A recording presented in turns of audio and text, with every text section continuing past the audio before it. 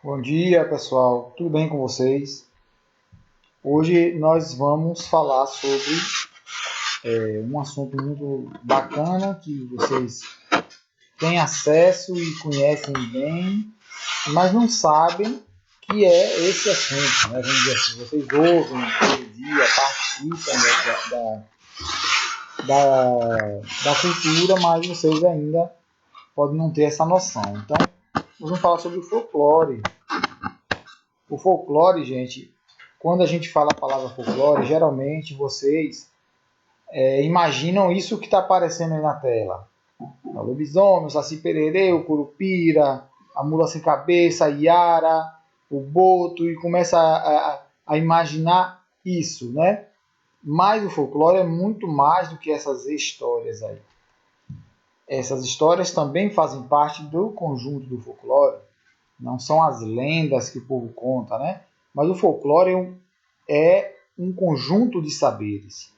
Tanto que a gente vai lá, né, no significado do folclore, que é povo, né, folk é povo, lore significa conhecimento, né? Então a gente pode falar que é o conhecimento do povo, tudo que o povo tem como saber, tudo como o povo tem como conhecimento.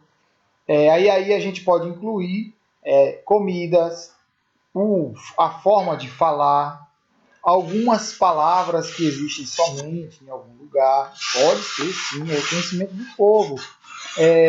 A forma, né, as danças, né, as músicas, tudo isso faz parte de um conjunto. E como eu estava falando, né, sobre a questão do folclore, dos saberes, de todo esse conhecimento, né?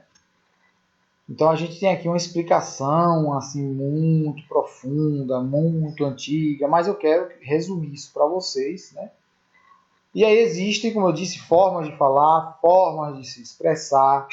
Por exemplo, existem, vocês devem conhecer os trava-línguas, né, que é uma forma também, uma das peças, né, que monta esse quebra-cabeça do folclore. As festas populares, nós temos uma muito típica, muito forte, que são as festas juninas, que é muito característica, muito da nossa tradição. Né? Então nós temos os ditados, né, os ditados populares, que o povo mais velho costuma falar, como eu disse, das lendas que o pessoal contava, né, lá atrás. Hoje nem tanto, o pessoal não usa muito isso hoje. Mas as lendas eram, antes desse mundo tecnológico, havia muito bate-papo, havia muita conversa e o pessoal usava muito das lendas para passar conhecimento, para fazer medo, né, nas crianças. Por que fazer medo nas crianças? Para que elas não saíssem à noite, para que elas não fossem, né, por meio da floresta, com medo de uma cobra pegar, de outra coisa. Eles criavam lendas, né, para que através dessa lenda a criança imaginasse aquilo. Ia lá no meio vai ter o curupira no meio da floresta. Vai ter um saci. E a partir daí elas começassem a ter um pouco mais de cuidado. Né? Então o folclore não é só a lenda que a gente conhece, que a gente ouve falar, tem muitas coisas, né? De comida. Qual é a comida que é típica da onde você mora? Que é típico, né? Que é uma coisa tradicional, uma coisa que todo mundo costuma fazer em um período, numa época. Chega São João, como é que o povo faz, né? Aí você vai imaginar a pamonha, a canjica, tudo isso aí é a cultura, costume, faz parte do folclore, certo? Então, a gente tem, né, essa história oral, a gente tem são a parte das lendas, né, que são que a gente não sabe dizer onde começou, quem começou, mas faz parte, né? Então aqui nós temos algumas imagens, né, que fala aqui, né, por exemplo aqui o cavaleiro, né, sem cabeça, que não é muito típico do nosso folclore, mas aqui tem nosso folclore mesmo, temos o Saci, né, que é muito conhecido. Quem já assistiu o Sítio do Pica-Pau brasileiro, né, lá tem alguns personagens do nosso folclore. A Cuca, né, o próprio Saci. E a gente vai vendo, né? Tem o Curupira, né? Que dizem que tem os cabelos de fogo, os pés virados para trás. A questão da mula sem cabeça. O lobisomem, que até pouco tempo o pessoal contava muito história de lobisomem aqui, né?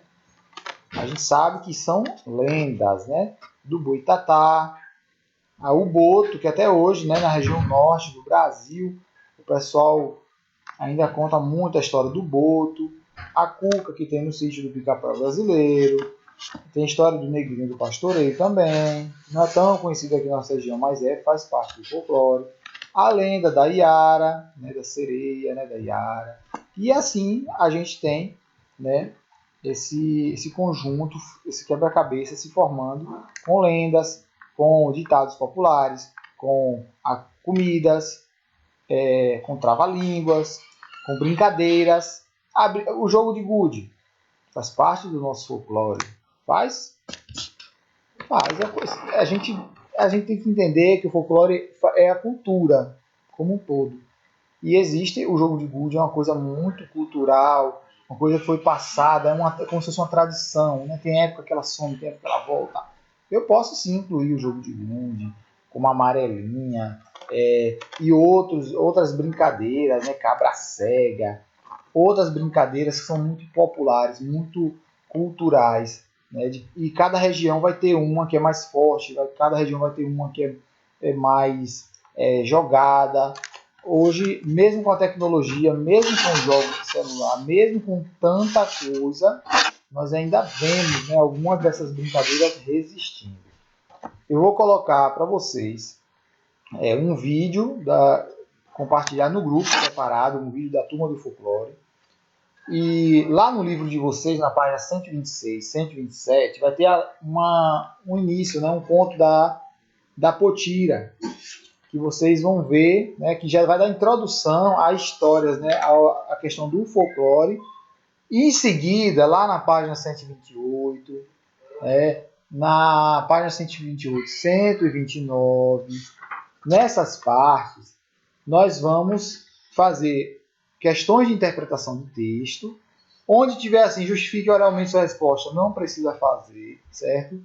Onde tem ela responda e tem assim as perguntas, que seria para ser feita no caderno, que tem aí dois balãozinhos, vocês escrevam no livro mesmo, não precisa fazer no caderno, dá para responder no livro, no espaçozinho pequeno, certo? São questões de interpretação de texto. Página 128 e 129 do livro de português. Aí eu vou colocar também o link no grupo da gente do WhatsApp com algumas das lendas, nessas histórias que eu falei, do folclore brasileiro. Que aí vocês podem estar assistindo separadamente, tá bom? É isso, nossa atividade de hoje. Se cuidem e até a nossa próxima aula.